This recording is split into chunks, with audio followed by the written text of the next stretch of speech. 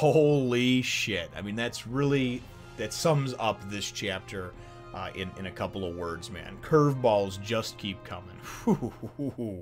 One Piece, chapter 345, Sleepers. Holy shit, you have got to be kidding me. Oh, man. Well, hello, my brothers and sisters of the Nerd Nation. I, as always, am Jim here to bring you another review on the awesome and action-filled, thriller-minute, double-crossing, backstabbing tale of One Piece. Our last chapter, and as a matter of fact, the last few, have really seen the CP9 agents, I guess you would say, running, just kind of running roughshod all around Iceberg and his mansion. And really, things were kind of left hanging with the conversation that Iceberg was having with Nico Robin, as well as, of course, Paulie, having found out that he has fake blueprints and that it was really just kind of an okie doke on Iceberg's part to go and maybe lure them out again to foil their plan. So much mystery, so much intrigue. Every chapter is just so intense, man. And that's how things left off.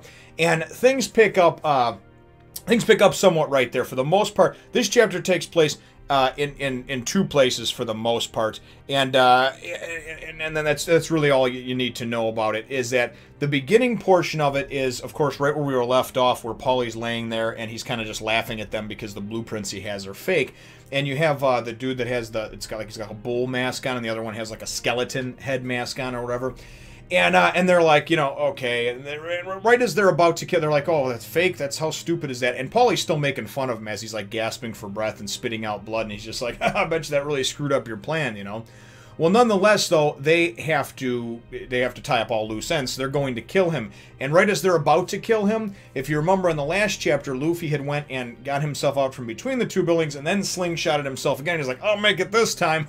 Well, all of a sudden, Luffy's head comes barreling through the wall, right? And he's like, oh, I'm stuck, And Paulie's like, Straw Hat, what are you doing? And Luffy's like, hey, what's going on, rope guy? You're all covered in blood. What's the deal? And he's like, oh, this is the third floor. Welcome to the third floor, So anyway, they wind up going and one of the guys, I think it's the skeleton one, winds up going and doing this Tempest Kick, and goes to come at Luffy. Luffy winds up, it looks like, dislodging himself at the right time and just kind of missing the brunt of the kick and kind of flying over it. But this kick goes and like cuts the wall, the drapes on the side. It's like a cross type kick, man, like almost like a plus sign, just. And he's like, wow, your kick cut the wall, The bottom line winds up being is then the other bull guy does like this kind of spin-like move, it looks like almost, and nails Luffy, knocks him down, and then uses these things that sort of look like bull's horns, but in the shape of like a horseshoe, and he goes and he clamps down into the floor, clamps Luffy down by his neck, his body, his arms, legs, and then they wind up doing the same thing to Paulie. They don't have time to deal with them now, they say. And then what winds up happening is they wind up having a bit of a regrouping back at Iceberg's room. And that's really what winds up being the, I think, is pretty cool, the pretty neat, pretty important thing that winds up happening. There's a third thing that, as they're getting called in to kind of regroup, we know Nico Robin, of course, is in the room with Iceberg. We know that, like, the panda bear-looking dude went outside the room to take care of Kaku and Lucci, and he was just sitting out there, of course, and then he took care of Tilestone as well, right? Well, Lulu is still he's against the whip person, right? The whip guy or girl or whatever, And he's like, oh, sorry, I got to get going now. And he's like, what, you're going to run? Nope, never said I was going to run. Just bam, one hit. Puts down Lulu, So that's kind of the other, I guess, little scene that you have, that third area, so to speak. But then they all wind up going and they wind up getting back together and meeting up. And we, of course, see Luffy and this exchange as they're pinned down between Paulie. And Paulie now is realizing that, of course, it's not Luffy. He asks him why he's there. Luffy's like, hey, these guys have one of our crew members. And he's like, oh, Nico Robin? Yeah, back and forth, this and that. Paulie's like, listen, man.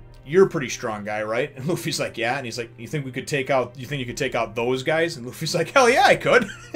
and he's like, all right, well, you want to fight with me then? And Luffy's like, I don't know, man. You're pretty banged up. And he's like, listen, it's kind of neat and kind of heartfelt too and touching as well, because we don't know a lot about Iceberg. But Paulie says, listen, man, Iceberg, I'll fight till my last bone, till my last breath, you know, for Iceberg.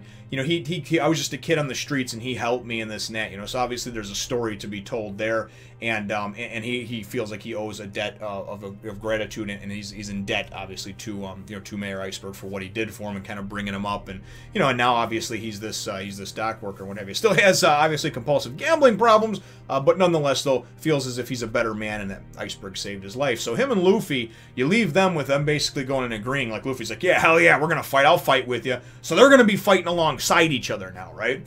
Then we go in that last half of the chapter, I guess you would say, and this is the part that I was shitting bricks over, man. We're sitting in the, everybody's regrouped, and they're in Iceberg's office, right?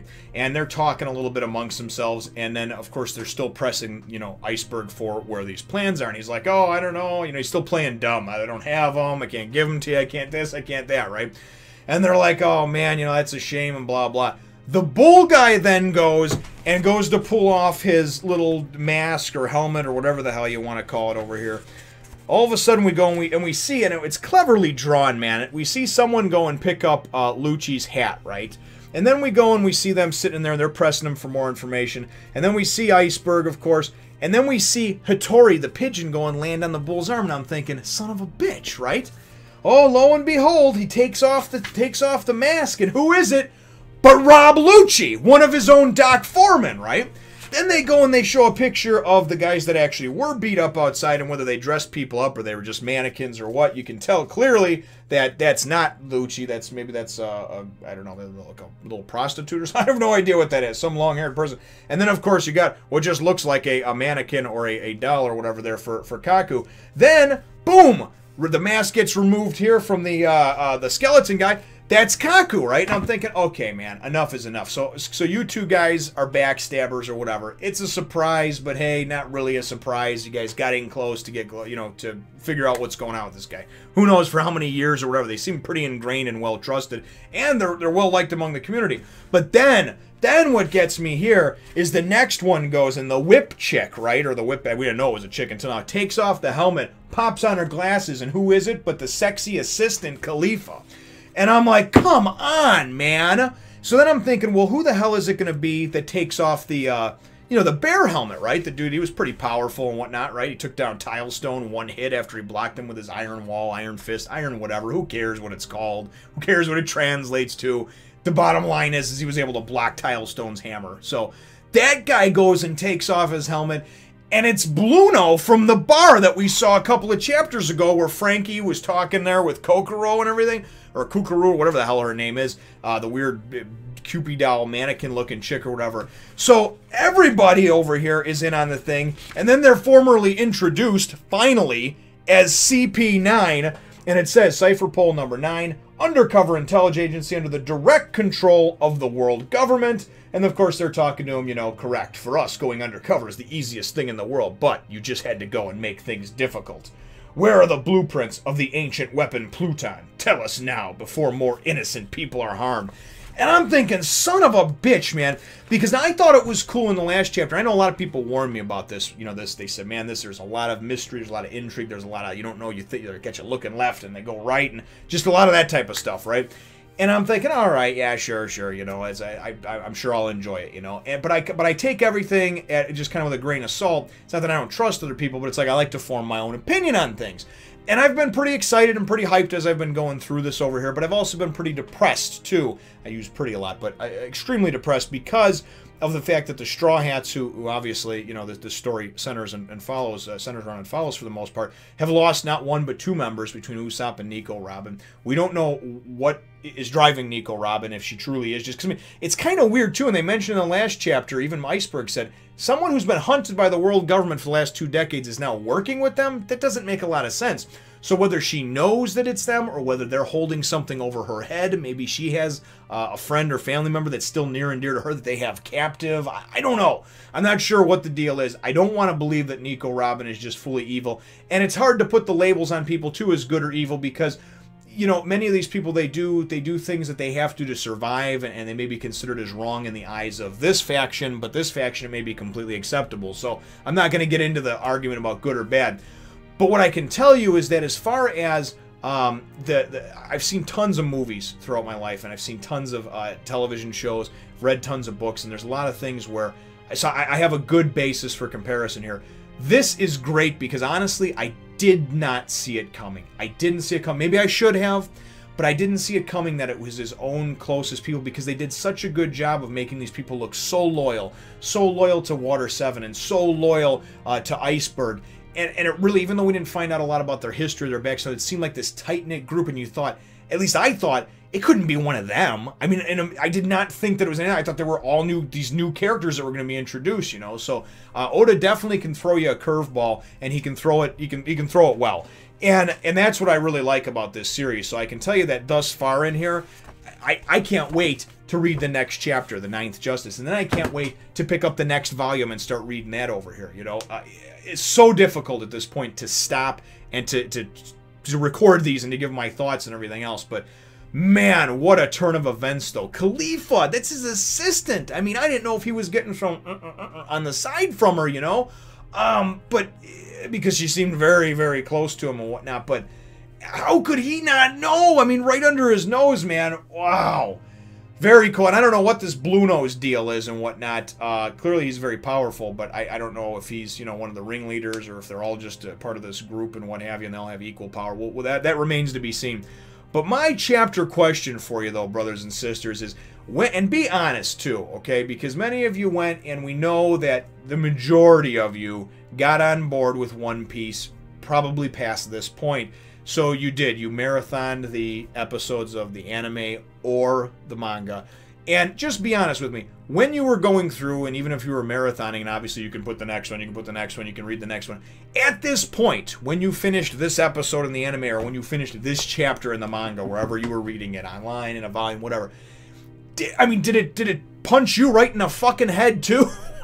That's my question. I mean, did this blindside you as much as it did to me? Because I didn't know it was coming. I didn't know it was coming. Man. You know, and it's like, on one hand, I feel like duped, but on the other hand, I feel like, wow, that's awesome, because it's unpredictable. And the unpredictable nature of a story, to me, is one of the best parts of it. It's one of the most solid, strongest parts of a story, when you don't know what's coming next, when you feel like you don't know what the character's going to do or say. Oh, man. Let me know what your answer is, though, to that question. And like I said, just be honest. Did you see it coming when you were reading this? Maybe I'm just naive and I missed it. You know, I don't know. I mean, still fairly new to the whole manga and anime and everything else. But nonetheless, though, it's stories.